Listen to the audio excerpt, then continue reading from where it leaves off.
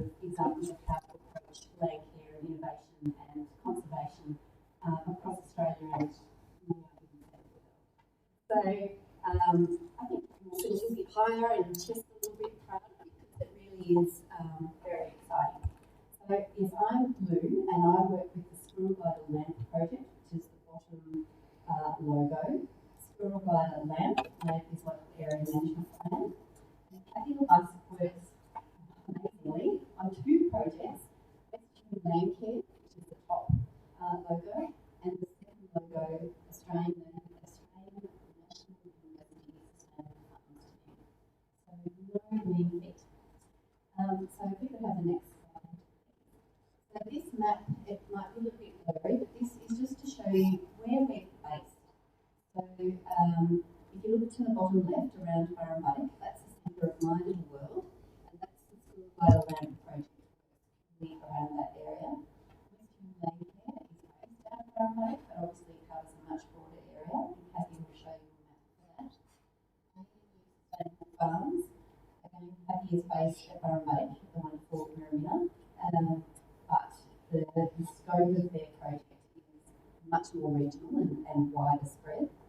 And then Colcan Land Care Group are also reinvigorating and emerging as an active group. And of course, Kylie Durant at here, who was an apology for tonight. So we cover a broad area, but we cross over a lot.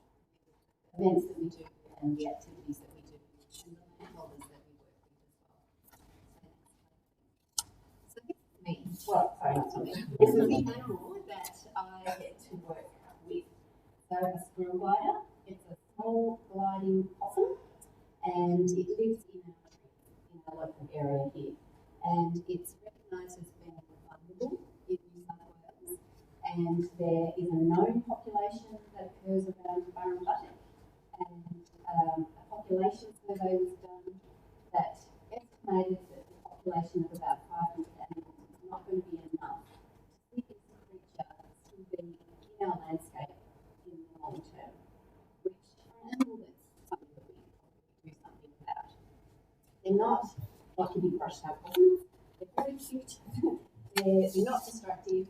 They're a really important element in our landscape. And we know we can actually achieve some really good outcomes by working to conserve these animals with works on farms. So if we go to the next slide, please. So this is why Burrumbuttock's the centre of my world, right in the middle is Burrumbuttock. So the project is purely focused on this 10-kilometre radius around Burrumbuttock, and the colourful sub-areas relate to where we focus work depending on the funding that we've had. At the moment, we have done work in the red area down towards the south, the blue area, the green, darker green area, and currently we're working in the orange area and the pink area. So we've actually covered a fair part. We haven't gone all the way around, and we're waiting to hear the funding to see if we can do a whole lot. 2-minute process of how we go about doing work with the squirrel gliders and our landholders. So you can see the green on that map. That's mapped vegetation of a fairly decent chunk of size of trees. So you can see it clearly picks up some roadsides and some wood patches that might exist on farms. So we, me and a few other people involved in the advisory group, look at this map and go, if I was a glider, how would I get from there to there?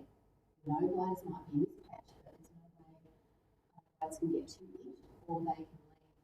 So the pink indicates where would be potentially feasible corridors to create. So it makes no sense to cut through a middle of the farm. It makes sense to follow fence lines or boundaries. And then this map we send to the local landholders and say, well, what do you reckon? Do you think this is good? More often than not, sometimes it is, or if it's not, they have a better idea. So just to sum up the project, since 2016, we've had 50 different landholders directly involved in the project. Over 60 kilometres of fencing installed, 142 nest boxes installed, and by the end of July, 60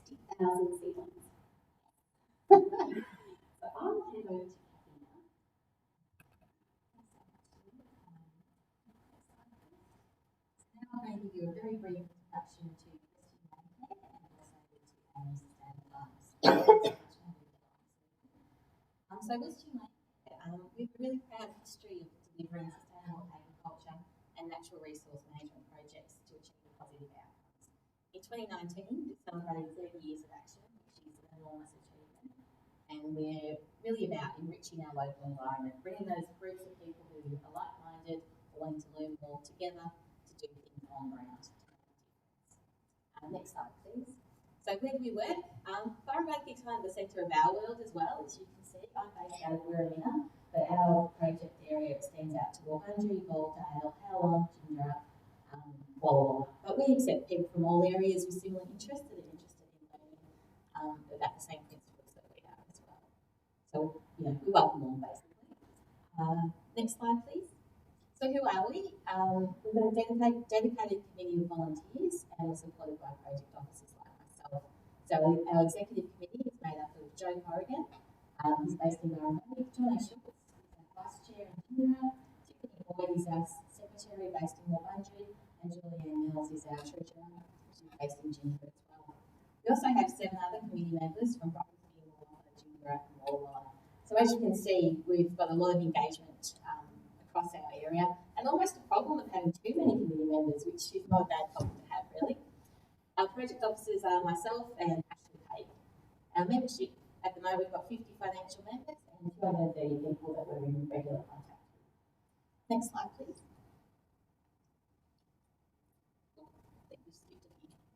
So what do we do? Our main activities are sort of hands-on. We like our junior landcare program with our local schools. We get out and involved in community tree planting days. We also support producer groups.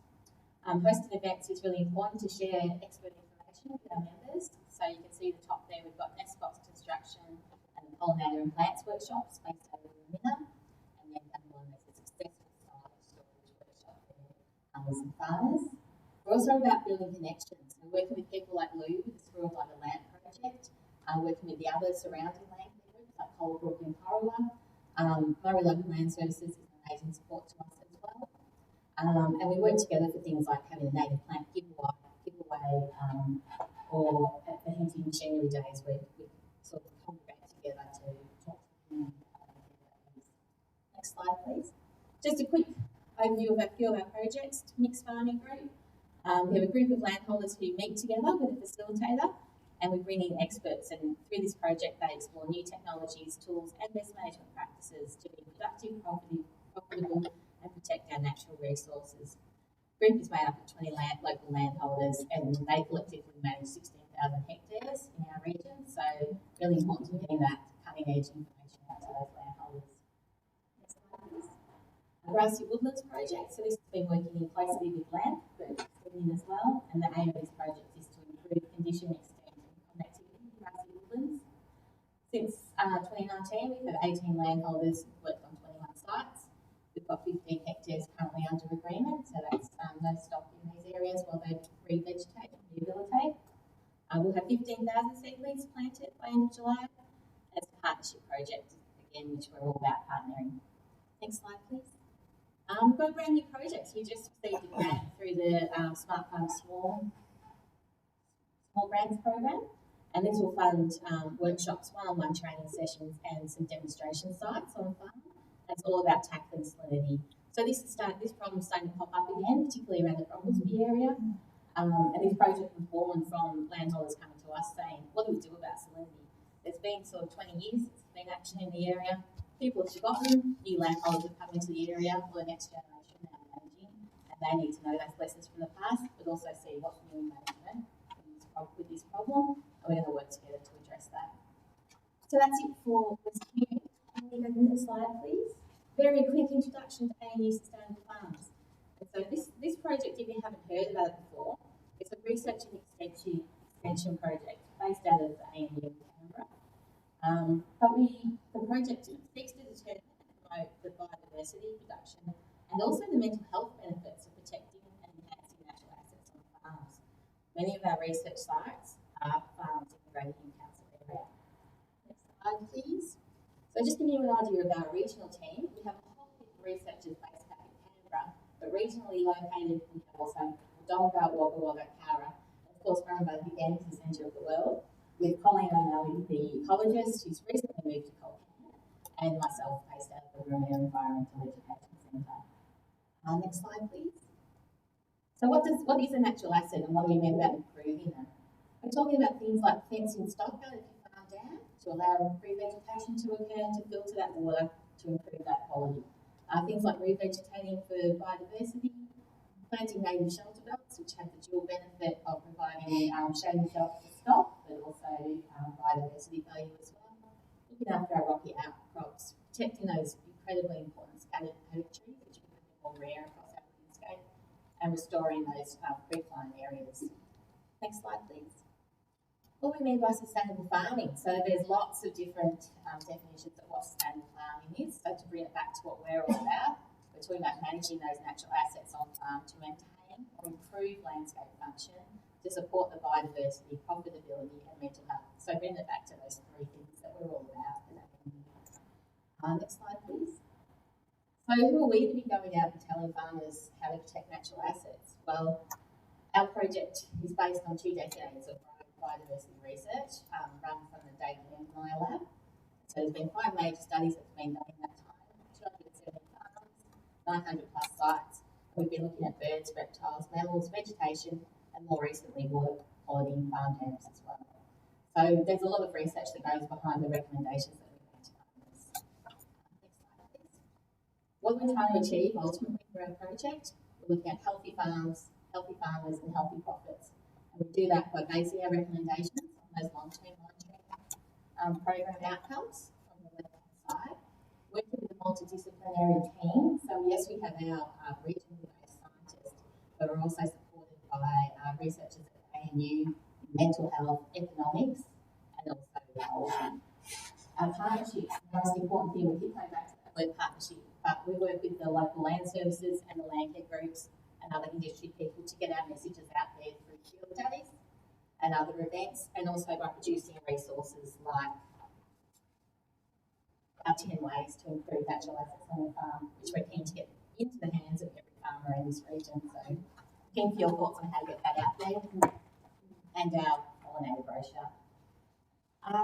And I guess what we want to see is that on-ground natural asset change, and ultimately we'd like to be influencing policy, and our Canberra-based staff are really well placed to be doing that, to then get to our end outcome of healthy farms, healthy farmers, profits.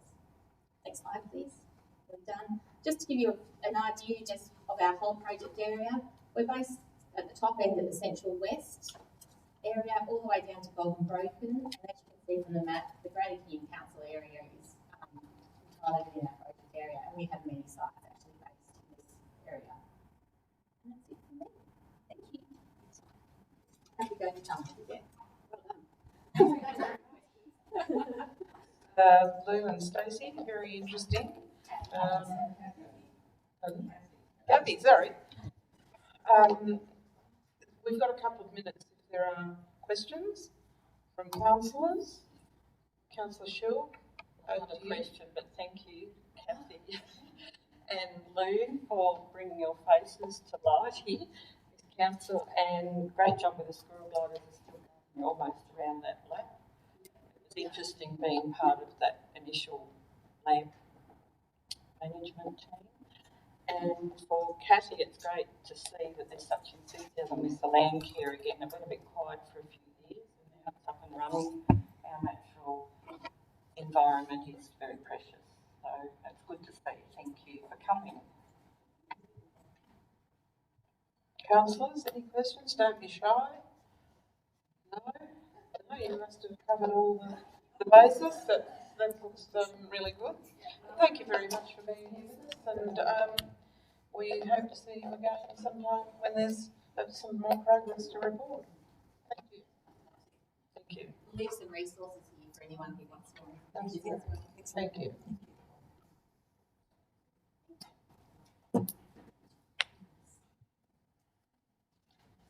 All right, councillors, I'm going to formally open the meeting. No, we'll be there next week. Oh, sorry. Oh, I didn't realise. Sorry.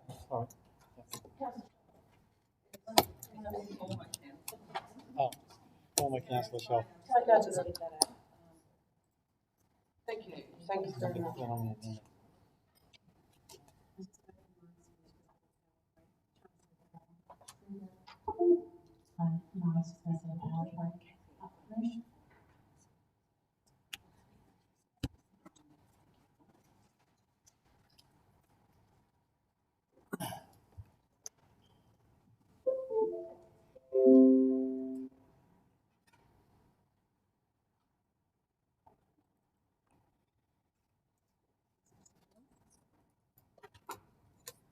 The other one, sorry, Mark.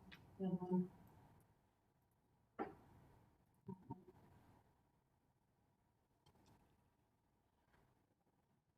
Going to be fairly quick, so you can kind of just keep skipping through it. I'm just writing, just addressing councillors in support of council's recommendation to actually close the unused council road. Next slide, Mark. The red indicates the area of concern, and I'd like to address that it's actually not the whole of the unused road reserve. Next slide, Mark. I'd like to acknowledge the General Manager's professional handling of this issue. We're here because after the last council meeting in February, the General Manager contacted and recommended that the landholder consider asking council to remove the road closure, and that's why I'm here. As no explanation was given to the landowner as to why some councils voted against council's recommendation to facilitate it, I can only go on the public comments made by council. Councillor Weston made in December that road and that unused road reserve is 5 years and it shouldn't be allowed to be closed. I will know that Councillor Weston made that comment before he actually sent the agenda item on the actual road in February. And you've got Councillor Shaw who said I have concerns but didn't actually voice or express those concerns. And Councillor Meyer says he would not at this time due to fire concerns. So I hope tonight that I can address any legitimate concerns. Next slide. So there's 3 black lines there. The top one on the eastern side is actually Shops Lane, which has been purchased. It's no longer a gazetted road. The 2 roads on the western side is Watervale Road and Orange Thomas Road, and they are through roads. Just the next few slides are just photos to indicate, to verify the next 2 slides. So that's just proof of transfer and closure. The next slide shows that it's a no-through road and there is no access point to road concerned. And then the next slide is a model van, which actually shows that there's no access for flying vehicles or any heavy vehicles over there. Next slide. The next 2 points on the unused road reserves is to the north on Cummings Road and the south on the Nampa Road. Next slide, Mark. You can see from Cummings Road, it has never been used, it is unused, it's ungazetted and has been graded. You cannot access a flying vehicle or any heavy vehicle machinery through that point. Next slide, Mark. The next one is Banana Road, same point. In that particular spot, just past the trees, there's a massive dam and you also have to close over a unused railway line. Next. So in relation to the Colgan Southwest letter that was in support of not closing the road, the star at the very north is where the Colgan Southwest Fire Brigade truck is posted. It entered the property and it's verified entered the property on the actual day of the fire through the main entrance to the property named Roseworthy. All other fire vehicles entered the red circle there through Watervale Road. There was a slight use of the unused road that was there, but as it was indicated previously to council, it has been maintained and serviced and graded by the adjoining landholder who is asking for it to be purchased. Next slide, Mark. I think you're all well aware of the Greenhill Local Disaster Plan, and I know that Councillor Doug Myers, Lieutenant Delegate to that committee, And I'd also like to know that the RFS policy is not to make recommendations to council regarding road closures, and the RFS view is that the Colquhoun South West Forum Gang correspondence is as an individual correspondence and does not reflect the view of organisation. I'll also note that the correspondence was submitted after the public exhibition and should not have been held any weight. Okay, next slide.